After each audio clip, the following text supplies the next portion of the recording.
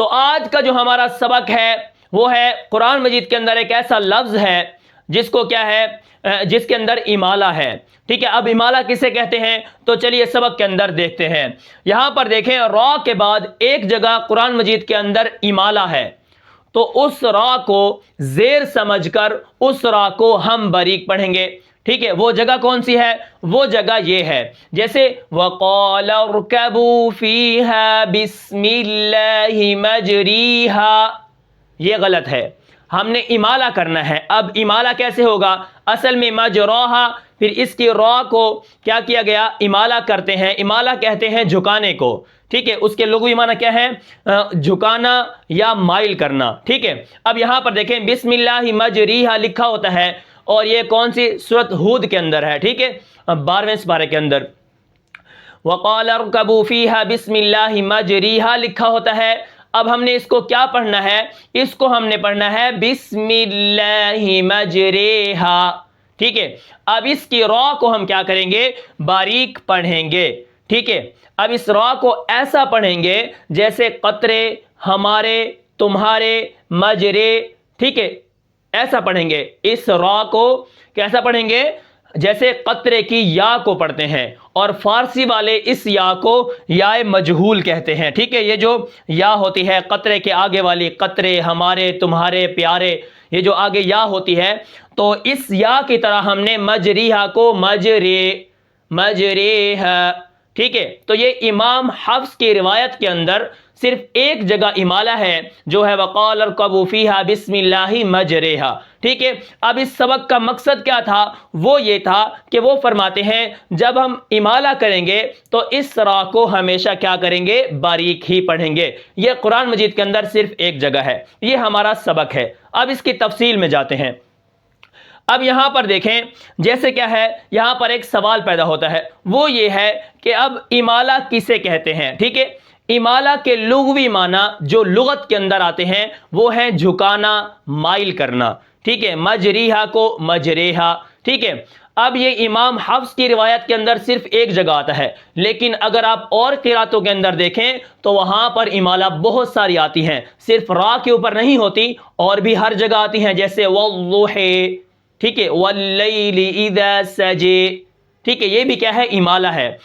اور کس کی روایت ہے؟ جیسے یہاں پر دیکھیں امام ورش ہیں اور اسی طرح امام حمزہ ہیں, تو وہ کیا پڑھتے ہیں؟ وہ افطرا کو افطرے, وقال الذی اشترے. ٹھیک ہے, اسی طرح اخرا کو اخرے, ترا کو ترے. ٹھیک ہے, ان کی روایت کے اندر بہت سارے امالہ ہیں. ٹھیک ہے, جو یا ہوتی ہے, کھڑا زبر ہوتا ہے, اس کو ہم کیا کرتے ہیں؟ زیر کی وجہ سے جھکا دیتے ہیں. نہ تو وہ خالصتاً کھڑی زیر بنتی ہے اور نہ خالصتاً وہ زبر بنتا ہے. ٹھیک ہے, تو ہم کیا کرتے ہیں؟ اس کو جھکا کے مائل کر کے پڑھتے ہیں, جیسے اخرا کو اخرے. ٹھیک ہے, وقال الذی اشتراہ, ہم کیسے پڑھیں گے اب جب امالہ کریں گے؟ وقال الذی اشتریہ. تو جو ہم قرآن مجید کی تلاوت کرتے ہیں وہ ہم کس کا طریقہ پڑھتے ہیں؟ حضرت امام حفص رحمہ اللہ تعالیٰ کا. ٹھیک ہے, تو ان کے ہاں کیا ہے؟ قرآن مجید کے اندر صرف ایک جگہ امالہ ہے, وہ ہے وقال ارکبوا فیہا بسم اللہ مجریہا, بس, باقی اور کہیں پر نہیں ہے. اگر آپ اور قراتیں سیکھیں گے جیسے سبا ثلاثہ ہے, اس کے اندر اگر آپ سیکھیں گے تو پھر وہاں پر بہت ساری اماموں کی وہاں پر روایتیں ہیں جو وہ کیا کرتے ہیں؟ امالہ کرتے ہیں, جیسے افطرا کو افطرے, ترا کو ترے, اسی طرح کیا ہے؟ اخرا کو اخرے, والضحا کو والضحے. ٹھیک ہے, والشمس وضحا, والشمس وضحیہا.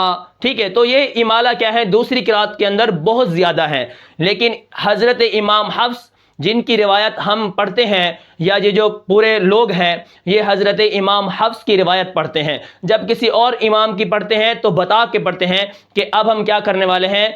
امام ورش اور امام حمزہ کی پڑھنے والے ہیں روایت, تو روایتوں کو بتا کر پڑھتے ہیں. ٹھیک ہے, اسی طرح جیسے مالک یوم الدین ہے, مالک یوم الدین پڑھا جاتا ہے. ٹھیک ہے, تو یہ کیا ہے؟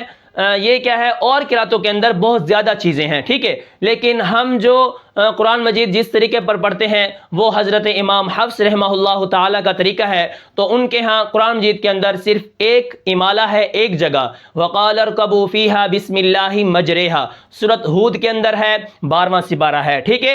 تو اب کیا ہے، امالہ کسے کہتے ہیں؟ لغت میں جھکانے کو، مائل کرنے کو، ٹھیک ہے۔ تو اسی طرح کیا ہے، اب یہاں پر نقطہ دیکھیں، امام حفص کی روایت میں ایک جگہ ہے، باقی قرات میں امالہ بہت ہیں، جیسے امام ورش ہے، امام حمزہ کے ہاں افطرا کو افطرے، اخرا کو اخرے، ترا کو ترے، ٹھیک ہے۔ اب یہاں پر ہمارا مقصد کیا ہے؟ ہمارا مقصد یہ ہے کہ جب ہم، ٹھیک ہے، اب ہمارے سبق کا خلاصہ کیا ہے؟ ہمارے سبق کا خلاصہ یہ ہے کہ جب ہم اس را کو پڑھیں گے تو اس را کو باریک پڑھیں گے، اور ایک چیز، جب بھی ہم کسی قرات کے اندر امالہ کرتے ہیں را کے اوپر تو وہ را ہمیشہ باریک ہوتی ہے، افطرو موٹی ہے، افطرے، وقال الذی اشتراہ، وقال الذی اشتریہ، ٹھیک ہے۔ اسی طرح کیا ہے، اخرا، اخرے، ٹھیک ہے، والضحی، اب یہاں پر را تو نہیں ہے، والضحی، ٹھیک ہے۔ یہ امالہ کرنے کا طریقہ ہوتا ہے، ایک ہوتا ہے امالہ اور ایک ہوتی ہے تقلیل، ٹھیک ہے۔ تو تفصیل میں ہم نہیں جاتے، بس آپ اتنا سمجھ لیں کہ وقال ارکبوا فیہا بسم اللہ مجریہا کی را کو ہم ہمیشہ کیا کریں گے؟ باریک پڑھیں گے۔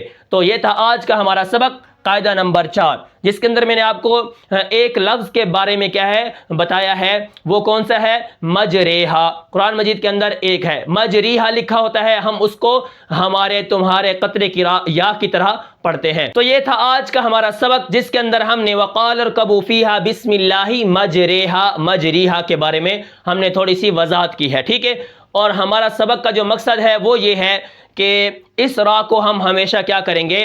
باریک ہی پڑھیں گے۔ تو میں امید کرتا ہوں کہ آپ کو آج کا سبق سمجھ آیا ہوگا، پھر ملتے ہیں انشاءاللہ اگلے سبق میں، تب تک کے لیے مجھے اجازت دیجیے، اللہ حافظ۔